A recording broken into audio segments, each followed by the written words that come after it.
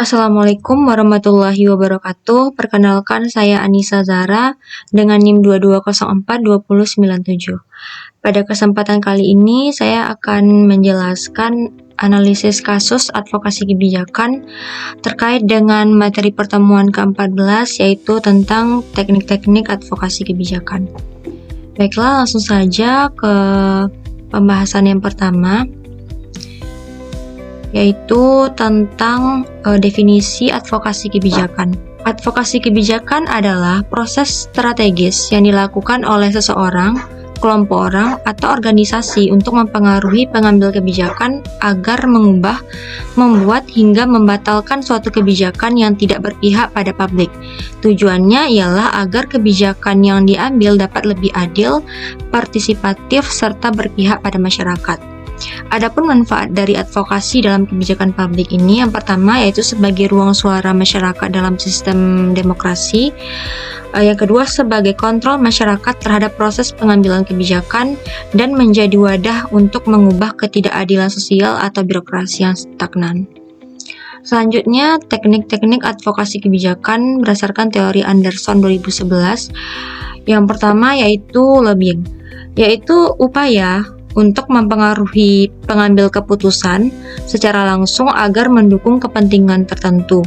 Biasanya dilakukan melalui pertemuan formal atau informal. Selanjutnya, media advokasi, yaitu menggunakan media massa atau media sosial untuk membentuk opini publik dan memberikan tekanan pada pembuat kebijakan. Selanjutnya, litigasi strategis, yaitu menggunakan jalur hukum untuk menuntut keadilan atas kebijakan yang dianggap melanggar hak atau diskriminatif. Yang keempat yaitu mobilisasi massa, yaitu mengorganisir aksi demonstrasi, petisi, atau kampanye publik sebagai bentuk protes atau dukungan terhadap kebijakan. Yang kelima, aliansi atau koalisi, yaitu membentuk jaringan antar organisasi atau komunitas agar advokasi lebih solid, kuat, dan berpengaruh.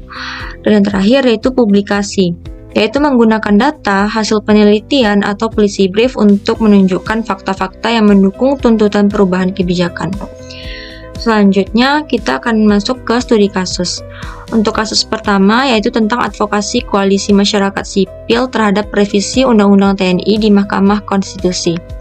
Pada Mei 2025, masyarakat sipil tergabung dalam koalisi advokasi untuk reformasi sektor keamanan mengajukan uji formil terhadap Undang-Undang Nomor 3 Tahun 2025 tentang TNI ke MK. Koalisi ini terdiri dari berbagai lembaga seperti Kontras, YLBHI, Imparsial, dan sejumlah akademisi.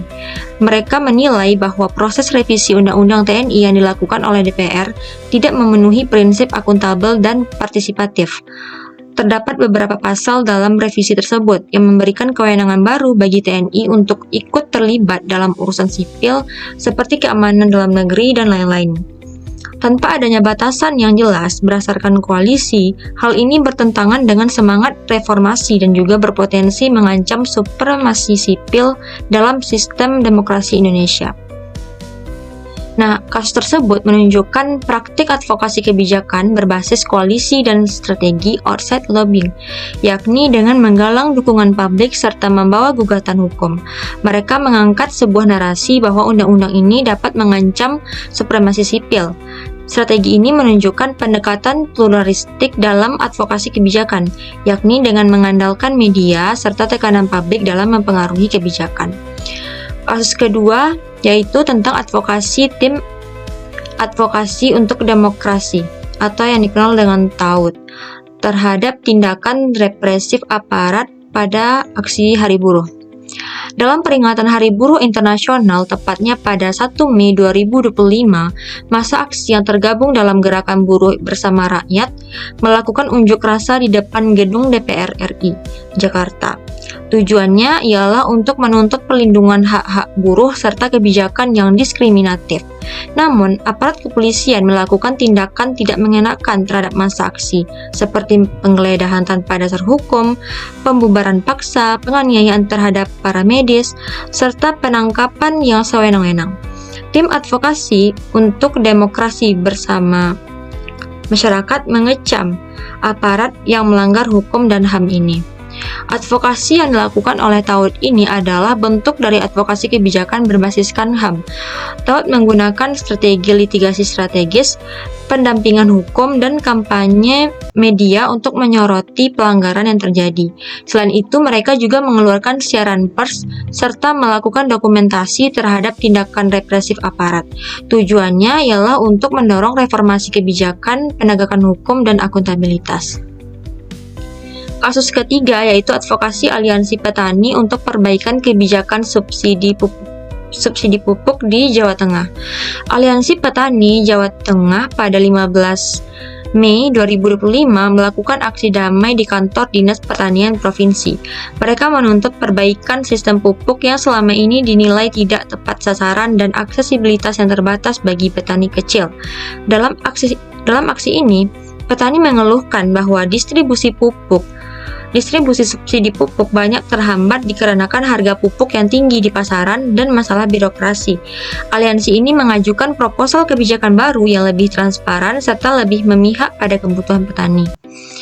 Kasus ini menunjukkan bagaimana kelompok masyarakat yang terdampak langsung bisa melakukan advokasi kebijakan dengan cara yang komunikatif dan konstruktif. Yang mana Aliansi Petani menggunakan advokasi berbasis partisipasi masyarakat, yang mana mereka mengorganisir petani untuk menyuarakan solusi serta kebutuhan mereka secara kolektif. Strategi komunikasi yang digunakan ialah dialog bersama pemerintah, kampanye publik, dan pengumpulan data lapangan. Advokasi ini efektif dalam menekan pemerintah untuk merevisi kebijakan subsidi pupuk agar bisa lebih tepat guna dan adil. Kasus yang keempat yaitu advokasi komunitas perempuan dalam mengatasi kekerasan dalam rumah tangga di Yogyakarta. Komunitas Perempuan Yogyakarta atau yang dikenal dengan KPY mengadakan konferensi pers serta kampanye publik pada 22 Mei 2025. Tujuannya ialah untuk mendesak Pemda untuk meningkatkan perlindungan hukum terhadap korban KDRT yang masuk dalam lembaga sosial setempat selama kuartal pertama 2025. Diharapkan pemerintah daerah dapat mengimplementasikan kebijakan pendampingan psikologis serta hukum yang lebih kuat dan memperluas layanan outline bantuan KDRT. Selain itu, mereka juga menuntut penguatan regulasi tentang penanganan dan pencegahan kasus KDRT. Advokasi oleh KPY ini menggunakan strategi komunikasi berbasis pemberdayaan masyarakat, yang mana komunitas dan korban juga turut aktif dalam menyuarakan solusi dan isu, melalui kampanye sosial media, konferensi pers, serta melakukan dialog secara langsung dengan Pemda, diharapkan dapat meningkatkan kesadaran publik dan menekan pembuat kebijakan untuk segera bertindak. Kasus yang terakhir yaitu advokasi masyarakat Pulau Rempang menolak relokasi proyek strategis nasional. Pada 24 Mei 2025, masyarakat Pulau Rempang, Kepulauan Riau melakukan aksi damai menolak rencana relokasi karena proyek strategis nasional Rempang Eco City. Masyarakat yang tergabung dalam Forum Rempang Bersatu menyampaikan bahwa mereka keberatan karena proses relokasi dinilai kurang partisipatif serta dapat mengancam kelangsungan hidup dan identitas budaya mereka. Adapun saluran dalam advokasi ini ialah pengaduan resmi ke Komnas HAM, pelibatan media nasional, dan permintaan audiensi langsung ke Kementerian Investasi dan Presiden. Selain itu, mereka juga didampingi oleh berbagai jaringan LSM nasional dan internasional. Kasus ini menunjukkan praktik advokasi kebijakan berbasis HAM dan keadilan sosial. Masyarakat lokal tidak hanya menyuarakan isu penolakan, namun juga mengangkat isu pelanggaran prosedur serta kurangnya transparansi dalam kebijakan relokasi. Adapun strategi komunikasinya ialah penyusunan isu secara manusiawi di medsos dan menggunakan jalur hukum dan kelembagaan untuk mendesak perubahan kebijakan. Hal ini mencerminkan bahwa advokasi kebijakan bisa dilakukan oleh komunitas akar rumput dengan pendekatan kolaboratif dan strategis. Jadi, advokasi kebijakan adalah upaya strategis untuk mendorong perubahan kebijakan agar lebih berpihak pada kepentingan masyarakat. Melalui komunikasi yang efektif, berbagai kelompok dapat membangun dukungan, menyuarakan isu, serta mempengaruhi pengambilan kebijakan. Kasus-kasus advokasi kebijakan yang dibahas ini menunjukkan bahwa advokasi tidak hanya sekedar protes, namun juga menjadi bagian penting dari proses komunikasi kebijakan yang memperkuat bahwa strategi komunikasi yang tepat, baik melalui aksi publik, media, ataupun jalur kelembagaan dapat menjadi jalan untuk mendorong perubahan kebijakan yang lebih partisipatif dan lebih adil lagi. Baiklah, mungkin cukup sekian penjelasan studi kasus dan materi pertemuan ke-14 dari saya. Maaf jika ada salah kata. Wabillahi taufiq wal hidayah. Assalamualaikum warahmatullahi wabarakatuh.